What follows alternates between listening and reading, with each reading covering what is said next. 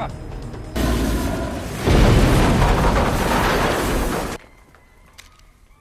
Damn. नमस्कार दोस्तों। आज मैं आपको बताने वाला हूँ एक ऐसी मूवी के बारे में जिसमें एक टीम ने किया था $35 मिलियन का गोल्ड हाईएस्ट, लेकिन उनके साथ हुआ सबसे बड़ा धोखा। ये है कहानी चार्ली की, जहाँ ट्रस्ट, बिट्रेयल और high speed Mini Cooper chase scenes का डेडली कॉम्बिनेशन है। एक ऐसी रिवेंज स्टोरी जो साबित करती है कि लालच इंसान को कितना गिरा सकता है।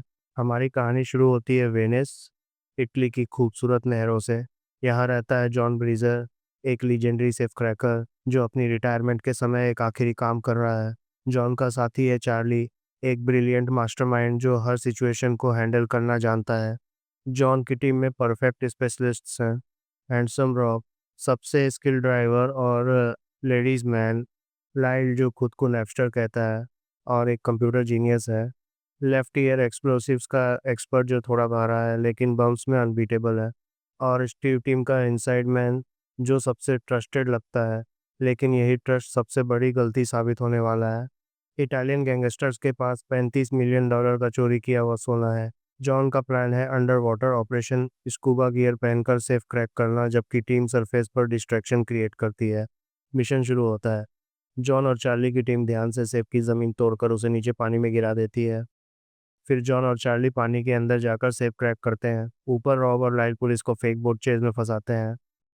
वेनिस की नैरो कैनाल्स में सांस रोक देने वाला चेज स्पीड बोट्स गोंडोलाज के बीच दौड़ती हैं, पुराने पुलों के नीचे से निकलती हैं। $35 मिलियन का गोल्ड सफलतापूर्वक चोरी हो जाता है। टीम ऑस्ट्रियन आल्प्स में जश्न मना रही है।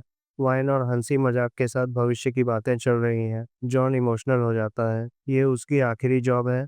अब वो अपनी बेटी स्टेला के साथ शांतिपूर्ण जीवन बिताना चाहता है। सबको लगता है हैप्पी एंडिंग है, लेकिन तभी जब टीम ऑस्ट्रियन बॉर्डर पार कर रही होती है, दो गाड़ियां उन्हें घेर लेती हैं और उनमें से निकलता है स्टीव। स्टीव का असली चेहरा सामने आता है। लालच और जलन में वो सारा सोना अकेले चाहता है। जॉन उसे समझाने की कोशिश करता है, लेकिन स्टीव अपने ही मेंटर को गोली मार देता है।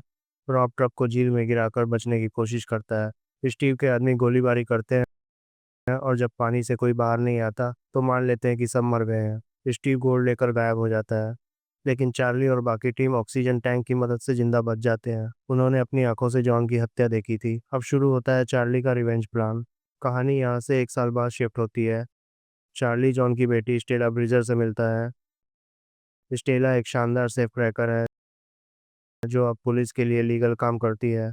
शुरू में वह गुस्से में होती है क्योंकि उसे लगता है कि उसके पिता की मौत चार्ली की वजह से हुई, लेकिन फिर भी चार्ली उसे बताता है कि स्टीव अब लॉस एंजेलिस में लग्जरी लाइफ जी रहा है और गोल्ड को धीरे धीरे माफिया के जरिए बेच रहा है। यह बात सुनकर स्टेला पहले मना कर देती है, लेकिन जब वो अपने पिता का नेकलेस देखती है जो उन्होंने वेनिस से खरीदा था, तो इमोशनल होकर टीम ज्वाइन कर लेती है। लॉस एंजेलिस में टीम फिर से मिलती है। लाइल 24/7 स्टीव के मेंशन की निगरानी करता है और उसकी जानकारी निकलता है। फिर एक दिन उसका केबल कनेक्शन कट करके स्टेला को केबल रिपेयर टेक्नीशियन का भेस बनाकर स्टीव के घर भेजता है ताकि वो वह कैमरा लगा सके है। लेकिन ट्विस्ट ये है कि स्टीव को वो पसंद आ जाती है और वो उसे डेट पर बुलाता है। टीम का प्लान होता है उसी टाइम गोल्ड चुराने का, लेकिन पड़ोसी की पार्टी की वजह से मिशन कैंसिल करना पड़ता है। प्लान फेल होने पर स्टेला डेट पर जाती है। वहाँ वो गलती से अपने पिता का मशहूर वाक्य बोल देती है, जिसके कारण स्टीव को शक हो जाता है और वो स्टेला को कन्फ्रंट करता है। ये सब देखकर चार्ली टीम के साथ पहुंच जाता है। दोनों आमने सामने होते हैं। यह स्टीव और चार्ली के बीच कुछ बातें होती है और गुस्से में चार्ली उसे पंच मारता है और उससे उसका सारा सोना चुराने की धमकी देता है। अब स्टीव अलर्ट हो जाता है और गोल्ड मेक्सिको सिटी ले जाने की तैयारी करता है। चार्ली एक मास्टर प्लान बनता है और लायल से पूरे लॉस एंजेलिस की ट्रैफिक लाइट्स हैक करवाता है और सही टाइम का इंतजार करता है। स्टीव के मेंशन से 3 एक जैसी बकत्तर बंद ट्रक निकलती हैं ताकि कंफ्यूजन पैदा किया जा सके, लेकिन नैपस्टर अपनी टेक्नोलॉजी से पहचान लेता है कि गोल्ड किस ट्रक में है। नैपस्टर ट्रैफिक लाइट्स के नेटवर्क को पहले ही हैक कर लिया था। उससे पूरे लॉस एंजेलिस में एक साथ ट्रैफिक जैम्स क्रिएट होकर देता है। Hollywood Boulevard, Sunset Strip, Venice Beach, सबको स्ट्रेटेजिकली ब्लॉक कर दिया जाता है। टारगेट ट्रक को एक खास रूट पर भेज दिया जाता है। टारगेट लोकेशन पर टीम पूरी तरह से तैयार है। लेफ्ट ईयर सटीक कैलकुलेशन के साथ एक्सप्लोसिव्स का इस्तेमाल करता है। 72 बंद ट्रक सीधे सबवे टनल में जा गिरता है। पब्लिक से दूर और टीम के कंट्रोल में। स्टेला ने इजरायली टेक्नोलॉजी सेफ देखकर तो पहले झिझकती है, लेकिन चार्ली के समझाने पर उसे क्रैक करती है। सेफ में $27 मिलियन के गोल्ड बार्स मिलते हैं। गोल्ड बार्स को 3 मॉडिफाइड मिनी कूपर्स में रख दिया जाता है। लॉस एंजलिस में एपिक चेज सीक्वेंस शुरू होता है। स्टीव हेलीकॉप्टर में पीछा कर रहा है, जबकि ज़मीन पर मोटरसाइकिल एस्कॉर्ट्स उनका पीछा कर रही हैं। Napster real time traffic control कर रहा है। टीम के लिए ग्रीन लाइट्स और स्टीव की बैकअप टीम के लिए रेड लाइट्स। चेज सीक्वेंस दिमाग हिला देने वाला है।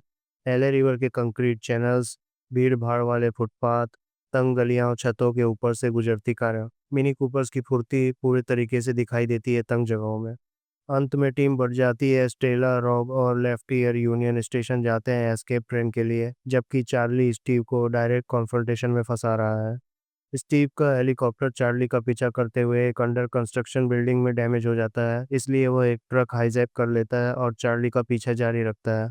यूनियन स्टेशन पर एक ट्रेन इंतजार कर रही है ताकि गोल्ड को सुरक्षित ट्रांसपोर्ट किया जा सके। स्टीव हथियार लेकर पहुंचता है और गन पॉइंट पर गोल्ड मांगता है, लेकिन सबसे बड़ा सरप्राइज है, मस्को और उसके हथियारबंद आदमी पहले से वहां मौजूद हैं। चार्ली ने पहले ही एक सीक्रेट डील की थी। चार्ली बताता है कि उसने मस्को से एक समझौता किया था। गोल्ड के एक हिस्से के बदले में मस्को स्टीव को सजा देगा, क्योंकि स्टीव ने उसके ज्वेलर भाई एवहन को मार दिया था। स्टेला इमोशनल होकर स्टीव को जोरदार मुक्का मारती है। ये मेरे पिता के लिए है। मस्को स्टीव को घसीट कर ले जाता है, जबकि टीम गोल्ड के साथ सुरक्षित निकल जाती है। स्टीव का कर्मा आखिरकार उसे पकड़ ही लेता है। टीम ट्रेन से न्यू ऑरलियंस चली जाती है और जॉन की याद में टोस्ट करती है, और यहीं पर यह फिल्म समाप्त होती है। तो दोस्तों, कैसी लगी आपको ये एक्सप्लेनेशन? कमेंट में ज़रूर लिखें और लिखे करना ना भूलें। धन्यवाद।